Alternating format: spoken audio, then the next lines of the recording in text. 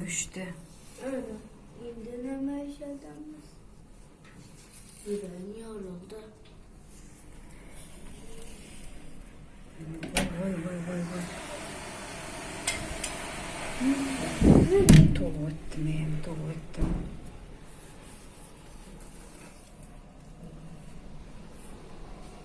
İbi.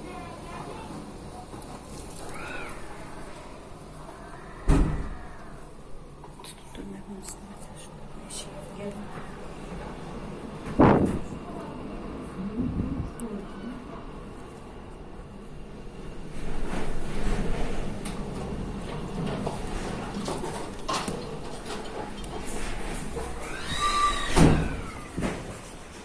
Öyle yıkılatan. Nana! Nana! Yamca! Nana! Yamca yukarıdan taşlar düştü başım. Düşse mi o kadar? Öyle yıkıldı.